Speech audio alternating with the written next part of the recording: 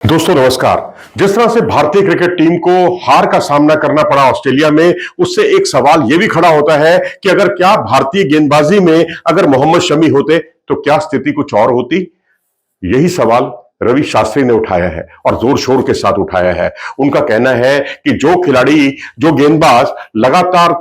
जो है मध्य प्रदेश के खिलाफ जिसने बहुत अच्छी गेंदबाजी की हो, सईद मुश्ताक अली ट्रॉफी के 9 मुकाबलों में शानदार गेंदबाजी की हो, और जो जिसने 43 ओवर की गेंदबाजी की हो मध्य प्रदेश के खिलाफ रणजी ट्रॉफी मैच में, उस खिलाड़ी को आप ये कहें कि वो फिट नहीं है, ये बात बिल्कुल समझ से परे है। और क्योंकि इसके बाद, क्योंकि ये रणजी ट्रॉफी और सईद मुश्ताक अली ट्रॉफी के अलावा उन्होंने नेट्स पर भी काफी समय बिताया, नेट्स पर भी उन्होंने गेंदबाजी की, नेट सेशन किए हैं। तो ऐसी स्थिति में उनको खारिज कर देना, जी उनके घुटने में सूजन है, और मीडिया के जरिए उन्होंने जो कुछ बातें की ही हैं मोहम्मद शमी के बारे में, मेडिकल टीम ने बीसीसीआई की, उसमें कुछ भी क्लैरिटी नहीं है, कुछ भी स्पष्टता नहीं है, स्पष्टता की कमी दिखाई देती है, ऐसा रवि शास्त्री का कहना है। उनका कहना है कि अगर उनको वहां वो टीम के साथ मौजूद होते तो स्थिति बिल्कुल अलग होती और निश्चित तौर पर उसमें भारत का अपर हैंड होता, क्योंकि जिस तरह से पैट कमिंस को वहां मदद मिली है बोलेंड से, और बोलेंड जो कि तीसरे बॉलर के तौर पर जब टीम में शामिल किए गए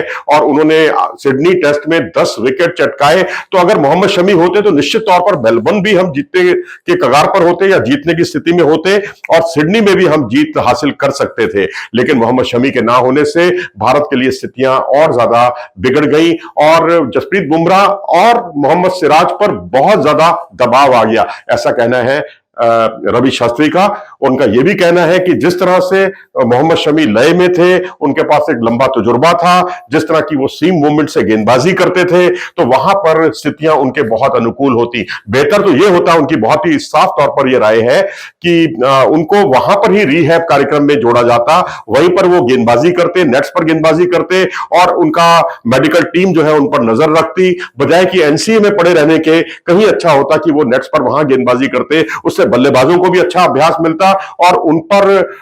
पैनी नजर रखी जाती, तो निश्चित तौर पर वो गेंदबाजी करने की स्थिति में भी आ जाते, क्योंकि रिहैब कार्यक्रम उनका ऑस्ट्रेलियन कंडीशंस में होता, तो निश्चित तौर पर भारत के लिए भी अवसर बने रहते। और इस बात से इत्तेफाक रखा है रिकी पॉन्टिंग ने भी, उन्होंने भी साफ तौर पर कहा कि अगर ये त्रिमूर्ति होती, यानी तेज गेंदबाजों की पेस बैटरी होती भारत के पास,